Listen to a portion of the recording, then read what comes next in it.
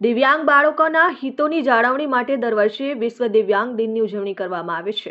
આ કાર્યક્રમનો મુખ્ય હેતુ દિવ્યાંગ બાળકોને શિક્ષણ આપવાની સુવિધાની સાથોસાથ તેમનામાં રહેલી સુસુપ્ત શક્તિ ઉજાગર થાય અને તેમને યોગ્ય પ્રોત્સાહન મળે તે છે, જે અંતર્ગત સમગ્ર શિક્ષા અભિયાનના આઈઈડી વિભાગ દ્વારા વિશ્વ દિવ્યાંગ દિનની ઉજવણી કરવાનું આયોજન કરવામાં આવ્યું છે।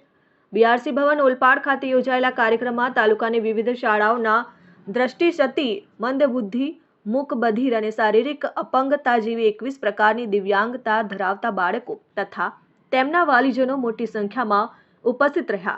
આ તકે બીઆરસી કોઓર્ડિનેટર બ્રિજેશ પટેલે પોતાના પ્રાસંગિક ઉદ્બોધનમાં જણાવ્યું કે દિવ્યાંગ હોવું એ શ્રાપ નથી। આવા બાળકો પણ સામાન્ય બાળકોની જેમ વર્તી શકે છે, ફક્ત તેમને સહાનુભૂતિ અને હમદર્દીની જરૂર છે।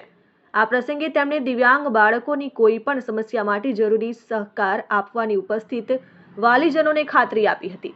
ઓલપાડ મુખ્ય શાળાના આચાર્ય કૈલાસબેન વરાછિયાએ પણ પ્રસંગને અનુરૂપ પ્રોત્સાહન વાતો રજૂ કરી। ત્યારે આ પ્રસંગે સૌ દિવ્યાંગ બાળકોને કોલાજ વર્ક, મને શું થવું ગમે સંદર્ભે વિવિધ પ્રવૃત્તિઓ તેમજ રમતો રમાડવામાં આવી હતી। કાર્યક્રમને સફળ બનાવવા ઓલપાડ તાલુકાના આઈઈડી સ્પેશિયલ એજ્યુકેટર મિલન પટેલ, બળવંત પટેલ, વિશિષ્ટ શિક્ષક નીતા પટેલ તથા જિજ્ઞા પટેલે જહેમત ઉઠાવી હતી।